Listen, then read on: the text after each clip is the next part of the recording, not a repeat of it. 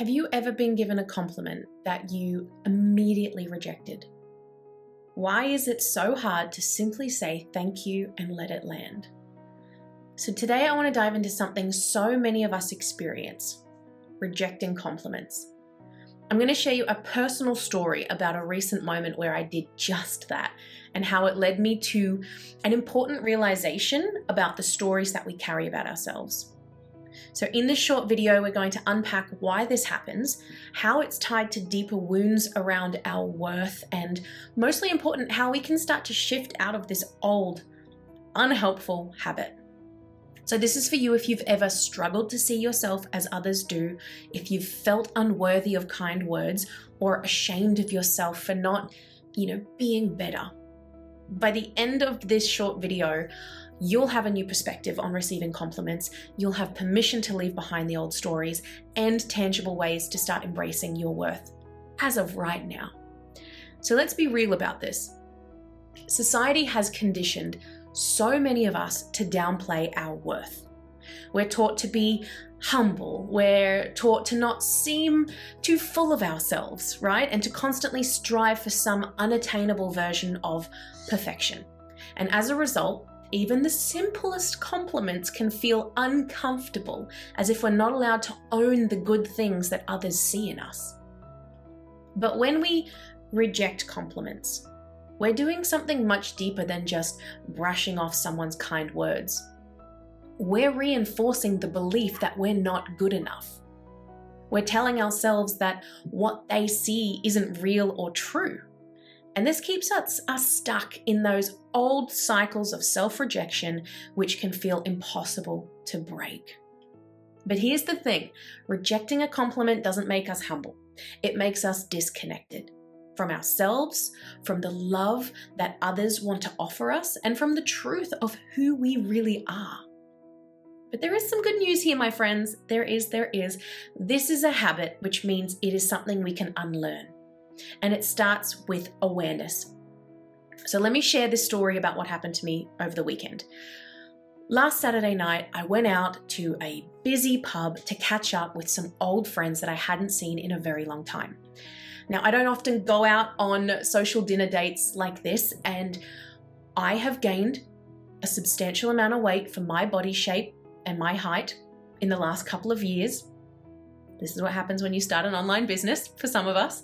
I wasn't feeling entirely at home in my body, right? I stood in front of my wardrobe for ages trying to find something that I actually felt comfortable in, something that wouldn't draw attention to the parts of my body that I'm struggling with at the moment, like my stomach. And I know a lot of people out there have lived this exact moment. Anyway, eventually I chose a dress that made me feel good. It wasn't tight fitting, I didn't feel like I needed to constantly fidget or adjust things, and I went out feeling pretty confident. During the night, as one of my old friends arrived, we were chatting, and then after not much time, she said, "You look really well." Without even thinking, I deflected this beautiful compliment and said, "Oh, I just picked a dress that hides my stomach." In that moment, I shut down her kindness. I didn't even let it land, and what it actually did, and this I only figured out in hindsight, but it then encouraged her to make a remark about her weight struggles. And there we were, two perfectly healthy, beautiful, happy women, smiling and laughing as we put ourselves down and focused on our appearance not being up to standards. I mean, come on. It wasn't until the next day that I was reflecting on the night that I'd had, and I realized what I had done. I didn't pick it up in that moment. There was a lot happening and it just kind of came and went. But I realized the next day when I was driving and I was thinking, instead of accepting her compliment, I rejected it, just as a reflex. And as soon as I put this together and I realized what I'd done, I then felt this washing over me of shame. How could I, someone who teaches self-love, who, encourages body respect, treat myself in this way? I should know better. So I had this full circle moment. And here's the shift that I want you to hear, okay? Instead of sitting in that shame, When I felt that rear its ugly head, I got curious. I asked myself, why did I reject her compliment? What wounded part of me needed to step in and deflect those words of love? What story am I still carrying that made me feel so unworthy of her words? Now, it's not normal for me to deflect a compliment. This is something that I've been working on for years and years, and I normally welcome and drink in those compliments with such ease. But after this experience, I realized something important. Her compliment wasn't even about my physical body. She wasn't complimenting on my stomach or my dress. She was seeing me, my energy, my joy, the passion I've poured into my life and my work in the last couple of years. And yet I let an old conditioned belief, one that says I'm only worthy when I look a certain way, take over and deflect her compliment. So this is where the deeper work begins. When we reject compliments, it's often because we're stuck in old stories about ourselves. Maybe we were taught that our worth is tied to our appearance. Maybe we learned that accepting kindness feels selfish or vain. Maybe we simply don't believe we're deserving of love or praise.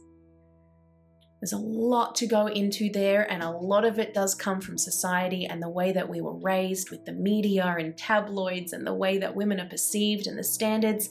There's a lot, I know. But here's what I want you to know right here, right now, that you are worthy exactly as you are right now in this moment. You don't have to fix or change or alter anything about yourself to deserve the kindness from others and yourself. And lastly, receiving a compliment does not make you arrogant, it makes you open. And when we are open to receive like this, it's not just compliments we start letting in. There is so much more joy and happiness from the world that you are now open to receive. So when someone offers you a compliment, they are reflecting the light that they see in you. And when you reject it, you're not just turning them away, you're turning away from yourself. And like my situation, you're then enabling them to focus on their perceived flaws. So how do we shift out of this habit? Here are 3 things that have helped me. And again, life is a roller coaster. Sometimes we can nail these things and sometimes we fall into those old habits. So just give yourself grace, be patient and kind with yourself, and know that even if you reject a compliment, there is still another one waiting around the corner and you have another opportunity to step into your power. So these are the 3 things that have helped me. Number 1 is pause before responding. When someone gives you a compliment, resist the urge to immediately deflect. Instead, take a breath and simply say, thank you. So you can practice this even though it's going to feel uncomfortable at first. Practice it with your friends. Get them to give you 3 compliments and practice saying thank you, thank you, thank you, receiving them all. Number 2 is to get curious. If you notice yourself wanting to reject a compliment, ask yourself, what part of me feels unworthy? What story am I carrying right now? And approach yourself with compassion instead of judgment.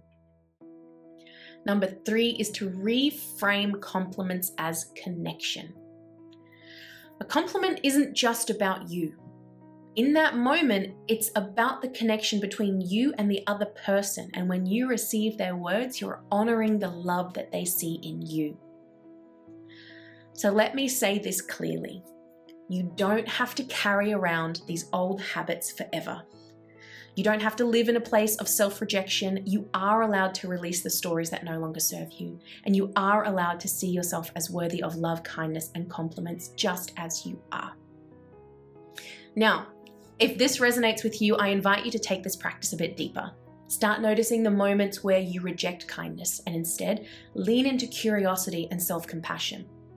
If you're ready to explore this work in a safe environment, join me at one of my upcoming in-person workshops. In just a few hours, you'll have the chance to reconnect with your body, heal old wounds, and step into a space of radical self-love, self-confidence, and self-acceptance.